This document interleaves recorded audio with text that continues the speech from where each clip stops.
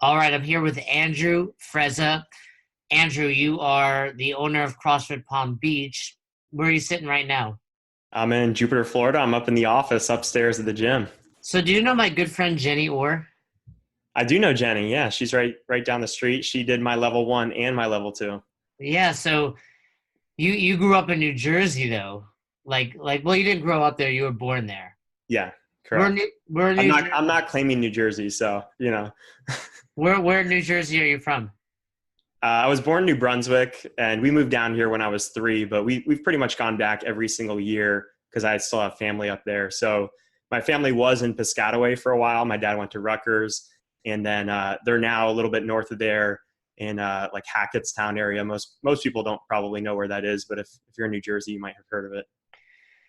Well, you're in a much warmer place. You know, I'm from the Northeast and I moved down here a few years ago and I love it, but let's be honest, a lot of people listen to this podcast and they're used to these big names, Chuck Carswell, Adrian Bosman.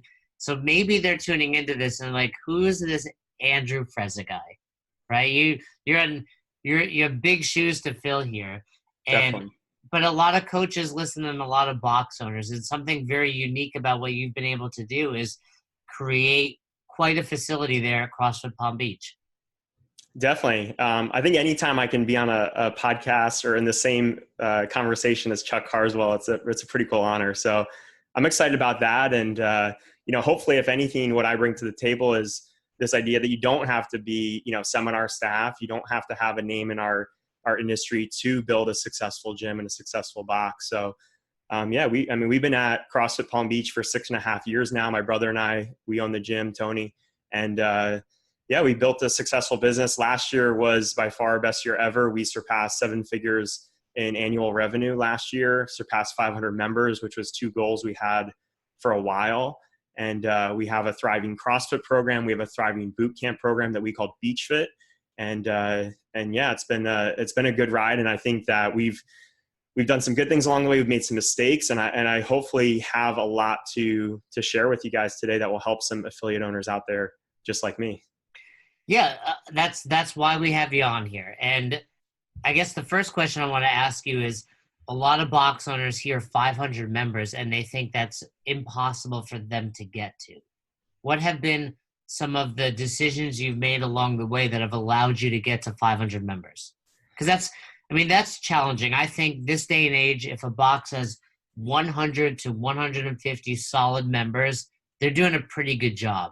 You know, I think the average membership at a box is probably somewhere in the 60s, average. Because we forget about all the boxes that are grinding it out or, in small areas. So 500 members is incredible. Congratulations on that. But how did you do it?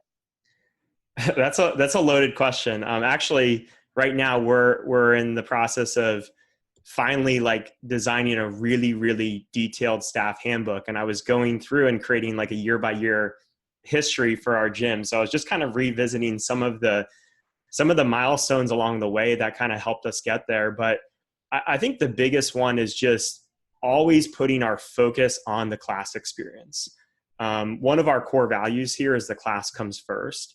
A lot of places have core values. If you don't yet have core values, I would highly recommend having core values. But a lot of core values are very up in the air things. It's things like integrity and discipline and stuff that, one person hears that word, they think of one thing, another person hears that word, they think of something else. For us, we want to have something that was really tangible. And one of ours is that the class comes first. And we've always tried to put our focus and attention on making that class experience a little bit better. And, when you're on the coaching floor, 100% of your attention is on those people in the class. It's if you're coaching the 8 a.m. class, it's the people that are there from 8 to 9 a.m. And as soon as that class ends, that focus shifts to the next class to help them have that best hour of their day. And, when I was revisiting some of our history, we've had gyms closed down in the area. We've run things like the New You Challenge, and we've seen these huge spikes in membership. But I think the only reason we've been able to hang on to those people and turn it into something is because we've always doubled down on that class experience. And I think that's something for all gym owners to kind of hang their hat on, is if you can keep that exceptional And even when you're not getting new faces in the door, you can at least hold on to the ones you have and get the occasional, referrals here and there for when things happen around you. A gym closes down, you get approached to do a new challenge, or something just clicks for you marketing wise, you're going to be in a really good position. And I think that got us, just kind of building on it, that got us to about 300 members. What really got us the next step further was focusing on processes and systems, and trying to work on the business and not just in it. And for us, one of the biggest things that helped us was having a front desk staff. I mean, if you're going to have that kind of volume of people, you have to have a really structured staff that's going to be handling a lot of those repetitive miscellaneous tasks, and can have a lot of those front end conversations for you. So that one was a big one for us, but yeah, it just really just comes back to that class experience. Coach Glassman has always said this: if the box down the road is having more fun, they're going to do better than you. And I think too many boxes kind of look at it where, like, oh, we're in, you're in Jupiter, Florida. This is not like you're in New York City.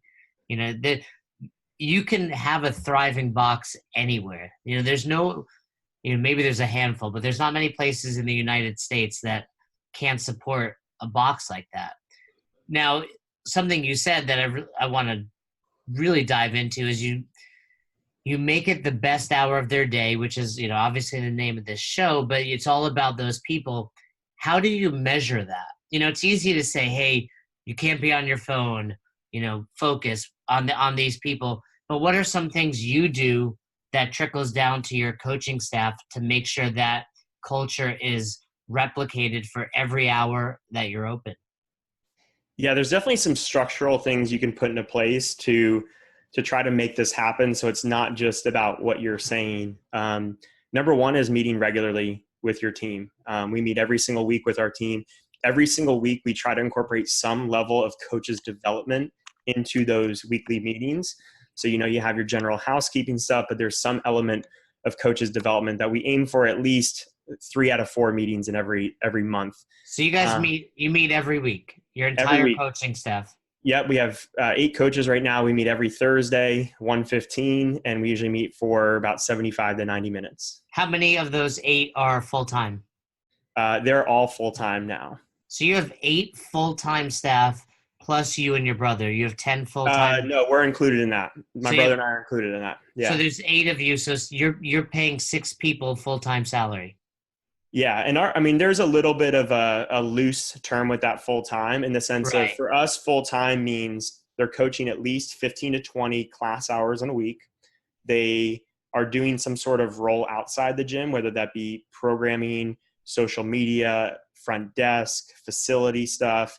And then they're doing either personal training, personal coaching, or nutrition coaching in addition to that. So they kind of have this 3-tiered approach where it's classes, personal training or programming, and a role outside of that. So if we have a coach that's dabbling in all 3, there's obviously a lot. Someone could be doing 1 to 2 personal training hours in a week or a month, and then someone else could be doing 10 to 15. So there's a lot of flexibility with it, but that's just how we define it. So, if you wanted to kind of nitpick it, probably you could say it's more like 5 or 6 are full-time of the 8, but by our standards, we call it 8.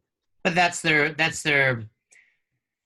way of making money, I suppose. Yeah, their number one. It is their number one way of making money for all 8. I'm not sure if they're salaried or not, but the question that came to my mind when you said that is, do they get paid for this weekly meeting? Yes, they do. So they get paid for the meetings. That's a really good point. They get paid if they miss hours. So we do a simple math system where if a coach averages 18 classes a week and they're at a $30 per hour rate, that 30 times 18 times 2, because they get paid biweekly, becomes their biweekly salary. So if they miss days, they get paid that same amount. They coach 15 hours in a week as opposed to 18. They still get paid for doing the 18, right? Now, if that changes consistently, then we readjust that salary, but paying for meetings, paying for that coaching time, we pay for lesson plans, we pay for opening and closing duties. Those become part of their coaching hours. So we've really tried to, I think that's a big step in asking your coaches to be professionals, is to professionalize it from the pay and compensation side. And it's trying to look at all these areas that they give their time to the business and try to calculate that and pay for that. Yeah, I think, right there is an easy way to answer some of this. It's, if you want to grow your box to 500 people, it needs to be a business. And For sure. asking people to come in for free is not a business. It's a volunteer job. It's a hobby. But if you want the people that are going to help you grow, they need to be treated fairly. I just see a lot of people, and I was guilty of this as well back in the day.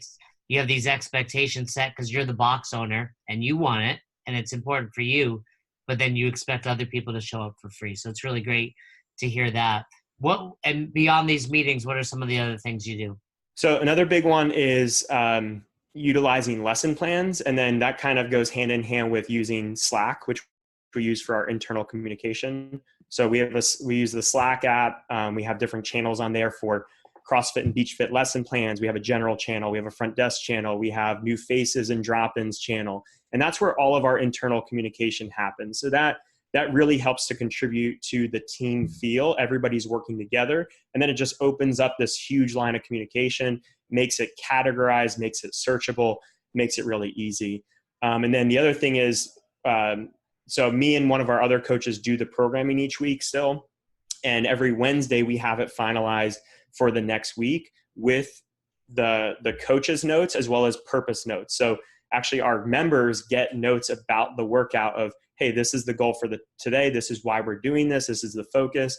And then on the back end, the coaches have notes about staging. We have notes about how to choose a weight for the day, how to present the workout at the whiteboard, what things you should put into your warm up and cool down, just suggestions. And then those notes are taken by the coach who's going to be opening that morning, that 5 a.m. or 5:30 a.m. coach for Beach Fit.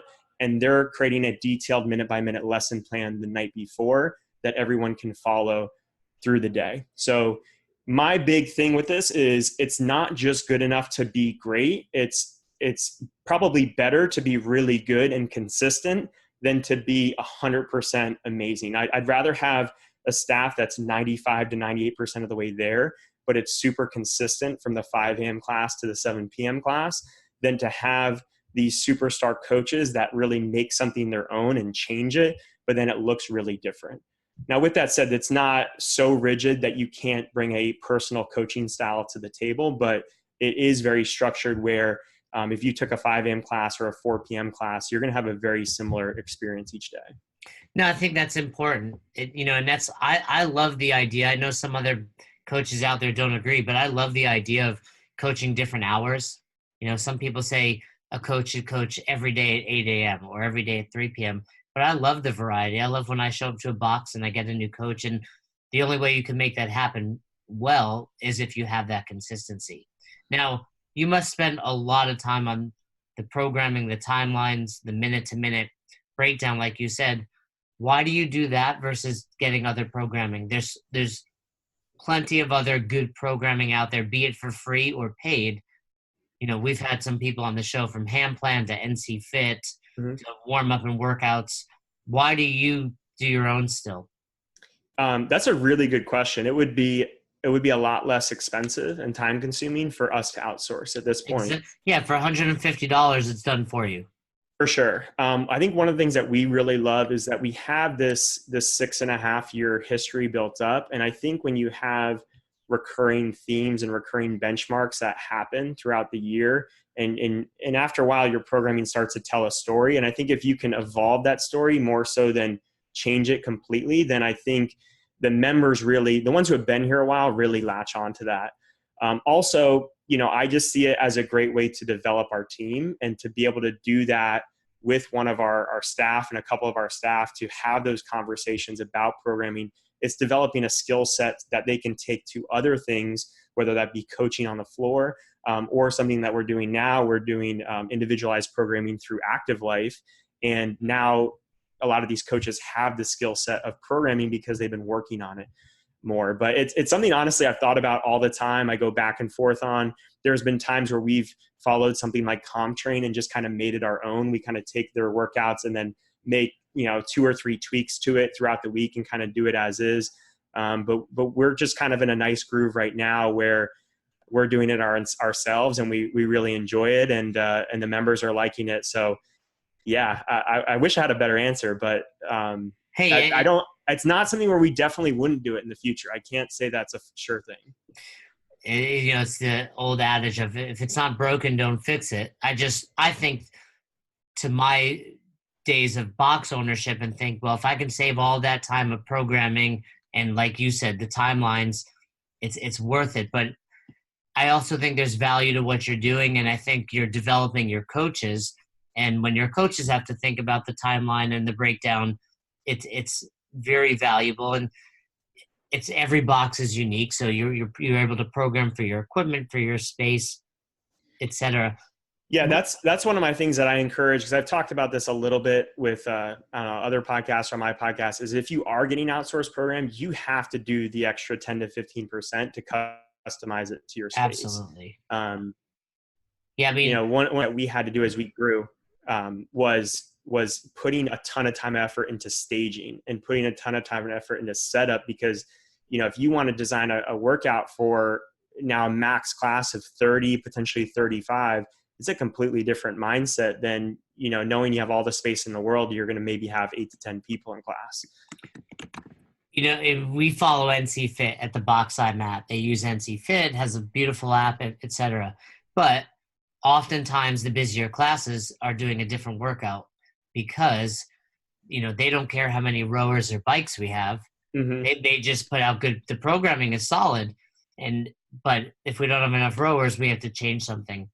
We had a recent podcast where Fern and I discussed class size. What do you think is the ideal class size? Ooh, I've never been asked that question before. I think so.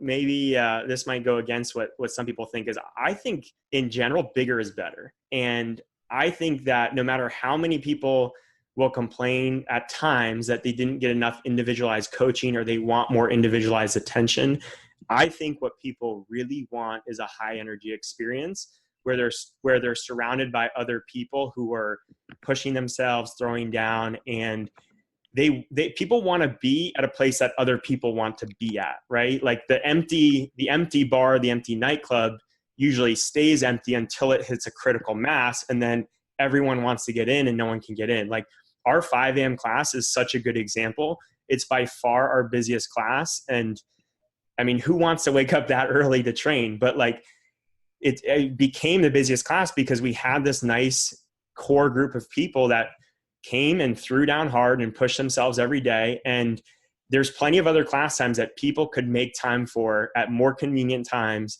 and have more one-on-one coaching, but they're choosing to come to 5 and 6 a.m. And I think a lot of it is because they want to be in a group that has that high energy. It has a lot of people. And I think that you can still get in a lot of really good coaching in those big classes. It's something I learned from Ben Bergeron. It's like our mindset when we started was we want to have, one coach for every 6 or 8 athletes or whatever it was. And I think, yes, if you're trying to completely optimize great coaching, that is the goal. But what we found is we've gone now in more of our larger classes, we've gone down to one coach, and we believe that it hasn't affected the experience in a negative way. In some cases, it's affected the experience in a positive way because now that coach knows that it is all on them and they over deliver in that hour. Whereas before, if we had 2 coaches in a class of 12 to 14 people, it was just natural for one coach for actually both coaches to kind of sit on their heels a little bit. Yes, they were present. They weren't on their phones. They weren't eating off to the side, but it wasn't that extra level that they would give when it was just 14 people to themselves and they were bouncing around the room, one person to the next and creating this great experience. So I'm a big fan of prioritizing energy and flow and class experience over like purely coach to student ratio in that sense. Well, I definitely agree. There's that mindset. It's, there's an old psychology experiment where it's like somebody else will do it. The more coaches Right. you have. So I definitely like that. One thing I do, I do both now. And what I find is that there's a tentativeness when I coach with a second coach because I'm like, I'm unsure who they got to and what they said to them. Now, when I'm in a one coach system, I know if I haven't talked to them, no one's talked to them. So I'm going to get to everybody. Yeah, and we have an upcoming episode on how to effectively use a secondary coach. But one thing we always talk about on here is there's no right or wrong, and clearly it's working. So you every class you have is coached by one person. What's the biggest that they get?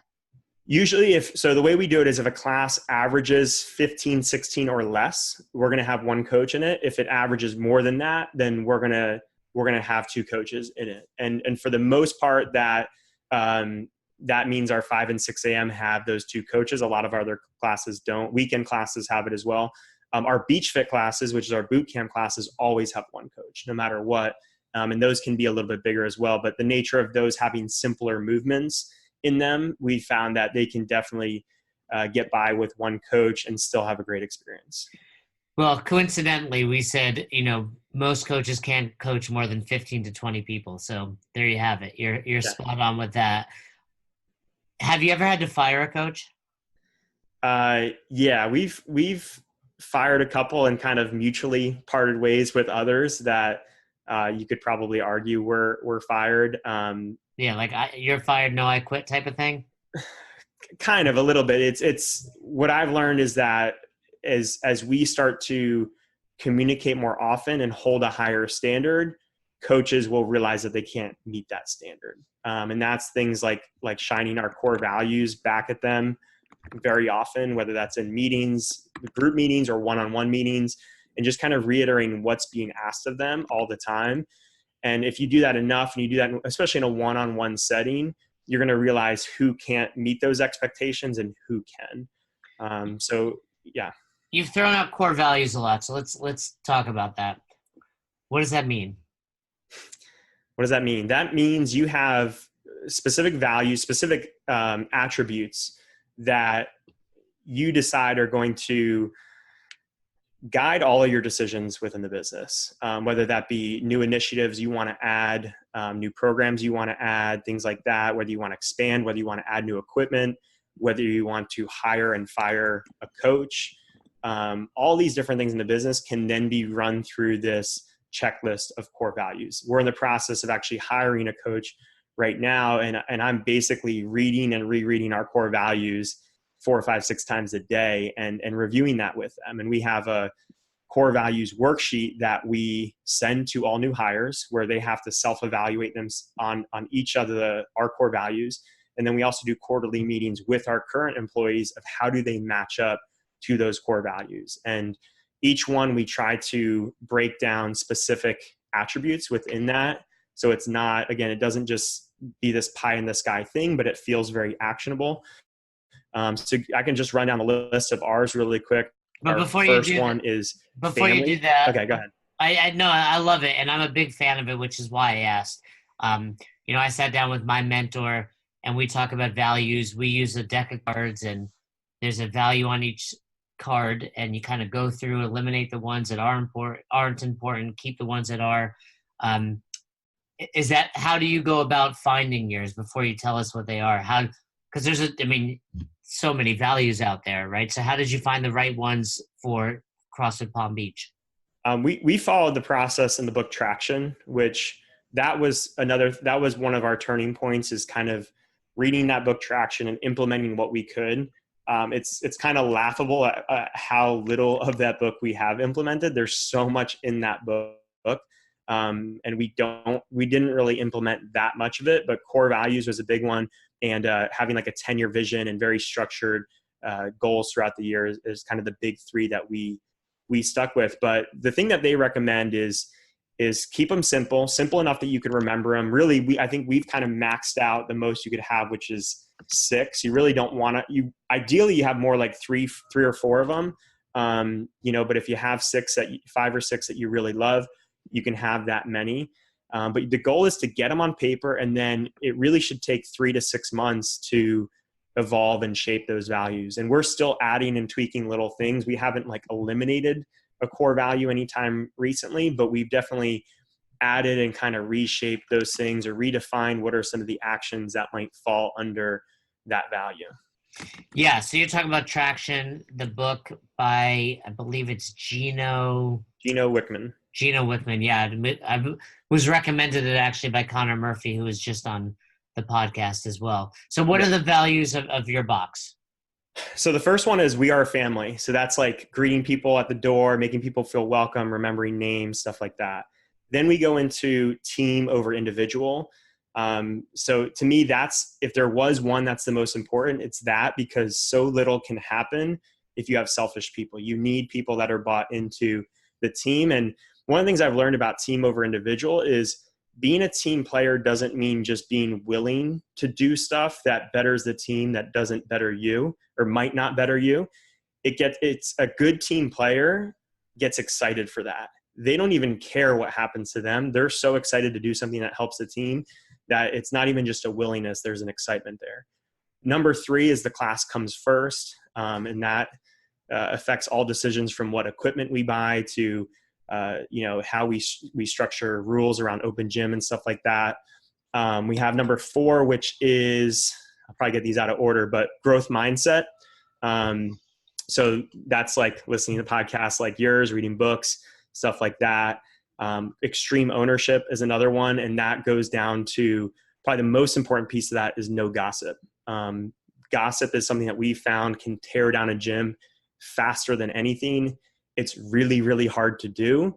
But having small, slightly uncomfortable, slightly difficult one-on-one conversations all the time is going to just be a game changer for your business. Okay. And then how do you stop gossip at a gym? So, Ooh. I mean, CrossFit is well known for being drama. Now, I will say the box that I go to here keeps it to a minimum, but at my boxes back in the day, it was a fraternity house. There was partying. There was a lot of consensual relationships being forged, right, amongst fitness. How do you keep drama and gossip to a minimum? I think it really just stems from the top. My brother and I are people that, we don't really gossip ourselves. We've never really been people that drama has chased us.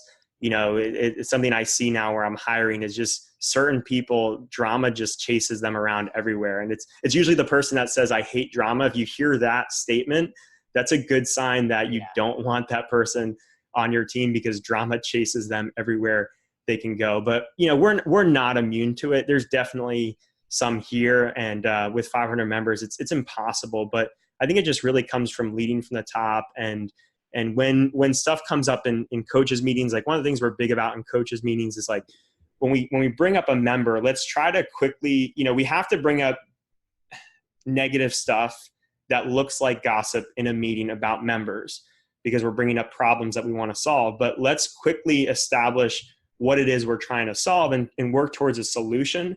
Once we stop working towards a solution, that's where it becomes gossip, or if you're in a conversation casually, if it's not 100% glowingly positive about that other person and they're not there, then you're better off just not saying it at all. So little things like that, and really just trying to harp on that with our teams and trying to be better about it in our meetings is probably the number one thing that we do to have that filter down to the members. I think that's really great. And I have found myself, you still get guilty, and I'm like shooting out a text about someone. I'm like, and I'm writing, I'm like, now I'm going to get a response. Now I'm going to go like, is it worth your time? Like, just, if you're going to talk, be with that person and talk to them. Have you fired a member because of drama or gossip? We never fired a member for that. Man, I'm trying to think. I can't really think of any situations where it's gotten so bad where we've had to address it with people to that degree. I can't think of anything off the top of my head. All right, so go on. What was your last value? Oh, last value is constant and never-ending pursuit of excellence. So that's kind of the easy one in CrossFit. We hear Greg Glassman talk about that all the time, of just trying to make things a little bit better, going above and beyond. It's the little OCD details and staging and organizing dumbbells and kettlebells and things like that, keeping the bathrooms clean, just wanting to make things just a little bit better each day. And just seeing where that takes you.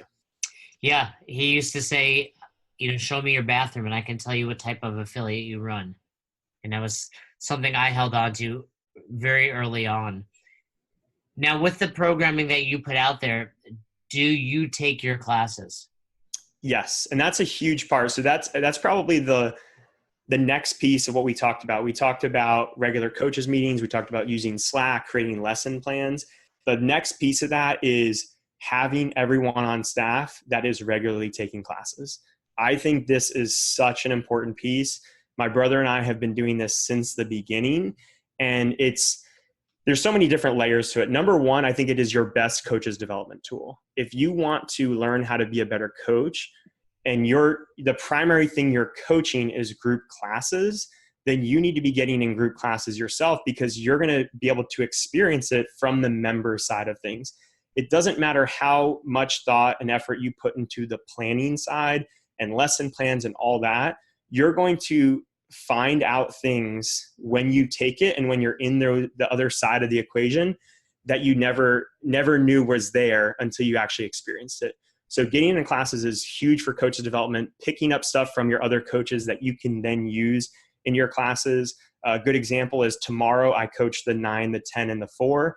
I will be in that 7 a.m. class, so I can take the class, experience it, throw down with the members. 8 a.m. I cool down. I might do some extra work. I'll shower.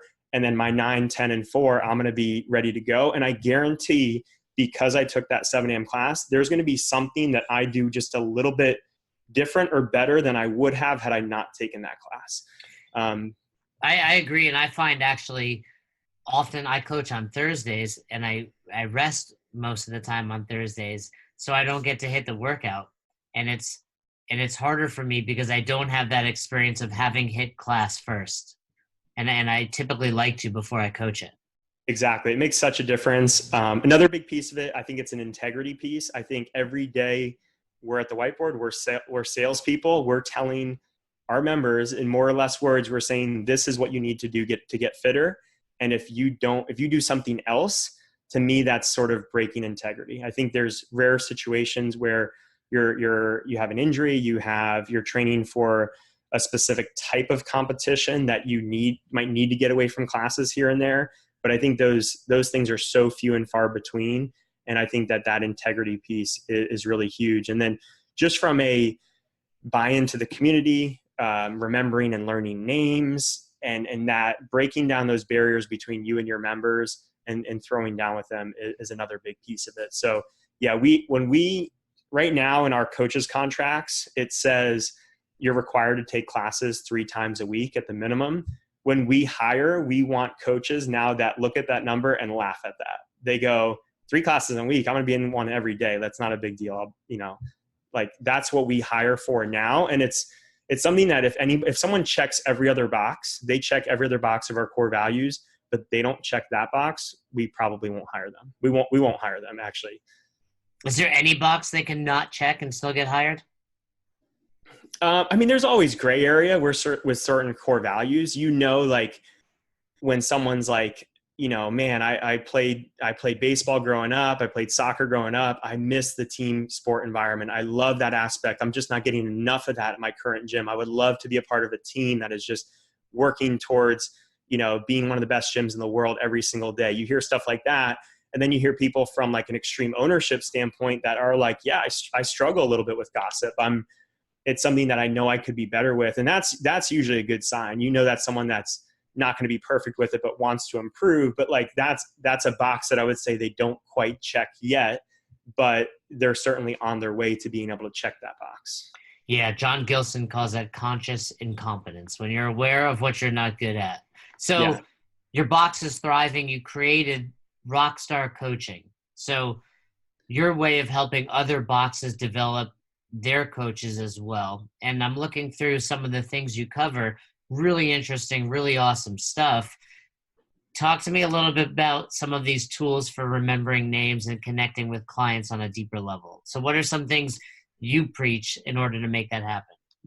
Yeah. So we talk about a lot of stuff that Ben Bergeron talks about. We talk about the emotional bank account, and in the course we break down just like 15 to 20 different deposits we can do in someone's emotional bank account. And then, another 15 things that look like withdrawals. So spending more time in the deposits, things like being present in every minute of class. And then the big one is 10 minutes before and after class. Are you investing that time 10 minutes before and after class when people know that you're not on the clock. It's really those minutes where you're going above and beyond. And that's a really tangible thing that you can do.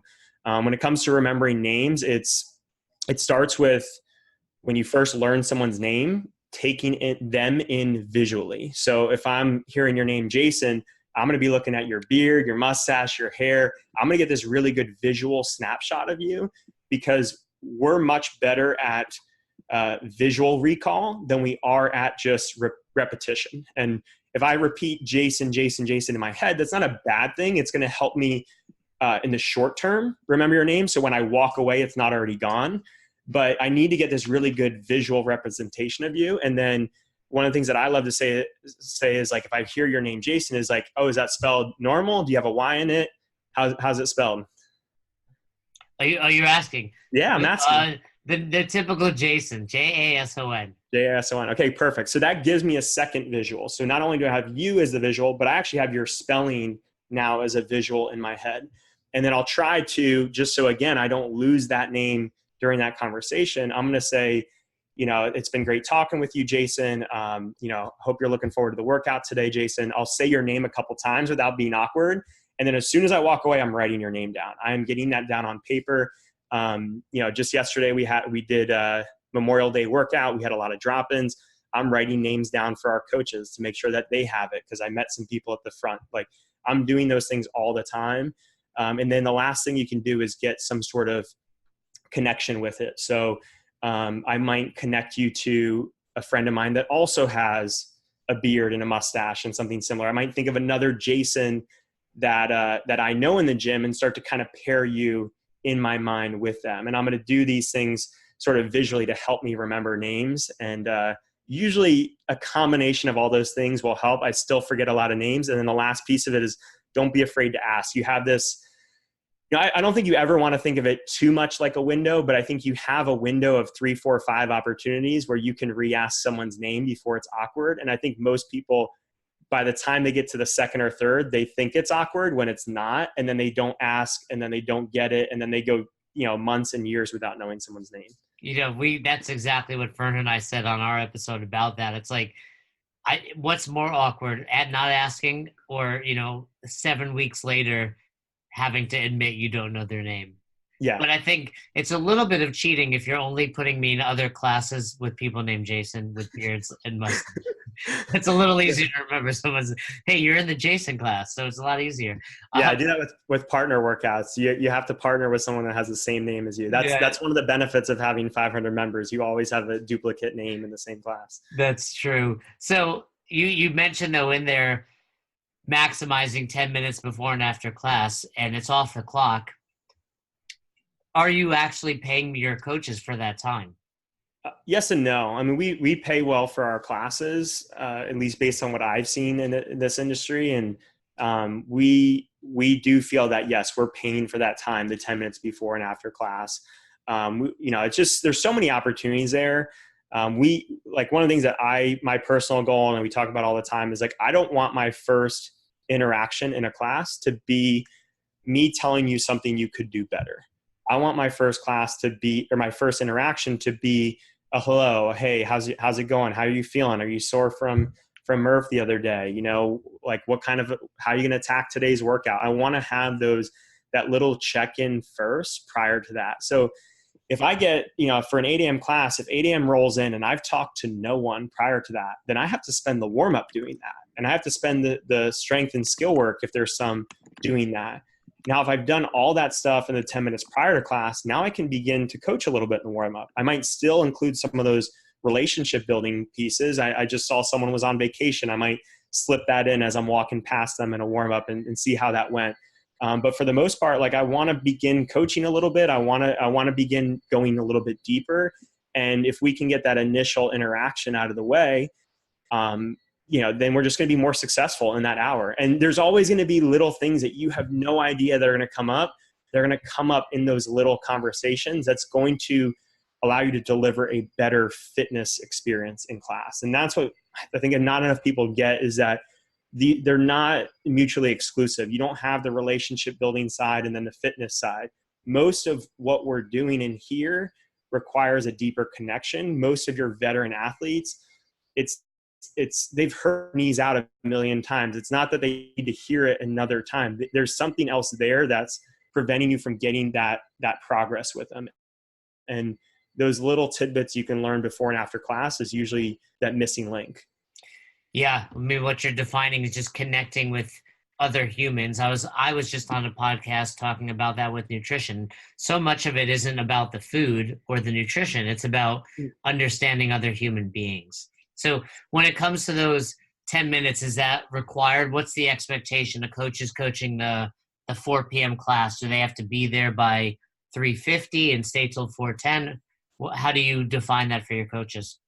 Yeah, I mean, that's more or less what it is. I mean, we're not enforcing it to the point that there's a specific check-in or anything like that. Now, if we see a pattern of a coach coming in, 52 after, 55 after for that class, and they could be getting there earlier, we're going to have a conversation with them. But there's a little bit of leeway there on a one-off instance or anything like that. But it's just more or less, a lot of this stuff just goes down to finding coaches that again, this stuff feels easy for them. Like the before and after class, the taking classes, wanting to learn and develop and have this growth mindset. Like, we have coaches that are sharing your podcast that you did with Dr. Sean in our Slack group, having coaches like that on board that are just, they love this. It doesn't feel like work for them is really key. And we've gotten closer and closer to that over the recent months and years. And that makes it a lot easier. I think that if you're an owner who's beating your head against the wall with your staff, there's probably a high likelihood you just don't have the right people on board. Yes, you have to communicate it. You have to have those one-on-one conversations. But if you set it over and over in a one-on-one environment, chances are you just need to get a new person on board. Yeah, my mentor used to say, change the people or change the people. And that sounds like that's what you're saying. But I think one thing you do that you probably are aware, but maybe someone needs to tell you is you're leading from the front. And I think by leading from the front, you're going to get that buy-in from your coaches, and it's just easier to get them involved because they see that you're willing to do it. You're showing up at 7 to take class before you coach. You're doing all the right things. This has been great. I think we can talk for hours, and I would love to talk more with you, but I have to run today. So I always like to ask, though, what's one book you'd recommend that the listeners check out? Okay, so we talked about the book Traction, and a lot of the books I would probably recommend first have probably either people already know about or have been said. The one book that popped into my head that I think most people haven't checked out is a book called Enlightened Hospitality, and it's a book by Danny Meyer, and I'm pretty sure that's the book. Maybe that's just the name of what they call it, but I can check on that. But basically, he's the owner of Shake Shack. He's the owner of a couple of restaurants that are like top 50 restaurants in the world. And he has this view on hospitality and experience in a different industry that I think we can translate to our industry as coaches and gym owners. So it's just really cool to see it from that perspective. I'm finding that I'm learning more from diving into other industries and other people than even more so from just being in this like black hole of CrossFit stuff. So I'd highly recommend owners and coaches check that out. And then on that same token, he was featured in the book, The Culture Code, which is another one of my favorites. So either one of those two books I would recommend. And those are probably two that most people haven't seen yet. You had me at Shake Shack, so I will definitely. Shake Shack's amazing. I will definitely check that out. And that reminds me of a book. I think it's called The Ritz-Carlton Experience or something along those lines that you'd probably like if you haven't read it, where just a company like that does it right. And, that 4-star, 5-star experience out there. Well, yeah. I'm going to post all of your information out there, including the links to your course, your social media, and all that. But like I said, I think we can have an additional podcast just because I love talking about this, as do you. And it's been really great. And I think you can learn a lot from Andrew. So certainly check him out. Any last words you'd like to add to this? No, I really appreciate you having me on, Jason. This is fun. Thank you. Thanks for listening to Best Hour of Their Day. If you haven't heard about Anchor, it's the easiest way to make a podcast Let me explain. First of all, it's free. How cool is that? There's a creation tool that allows you to record and edit your podcast right from your phone or computer, so it becomes super simple. Some of these episodes with Fern or Todd or myself chatting with one another, we've done right within the app itself. Anchor will make it easy to distribute your podcast to all platforms, Spotify, Apple, and many more. And you can make money from your podcast with no minimum listenership. It's everything you need to make an awesome podcast in one place. All you have to do is download the free Anchor app or go to anchor.fm to get started today. Come on, who doesn't have Spotify at this point? And if you were unaware, Spotify now is offering podcasts. That's right. On Spotify, you can listen to all your favorite artists, but also podcasts in one place for free. Spotify has a huge catalog of podcasts on every topic, including the one you're listening to right now, Best Hour of Their Day. On Spotify, you can follow your favorite podcasts so you never miss an episode. Premium users can even download episodes to listen to offline wherever you are, something I always do before I hop on a plane. And you can even easily share what you're listening to with your friends on Instagram and other social media platforms. Here's the deal. If you haven't done so already, be sure to download the Spotify app, search for Best Hour of Their Day on Spotify, or browse some other podcasts if you want. You can find them in your library tab. And also make sure to follow me so you never miss an episode of Best Hour of Their Day. Thanks again for listening to Best Hour of Their Day. We hope you enjoyed this episode.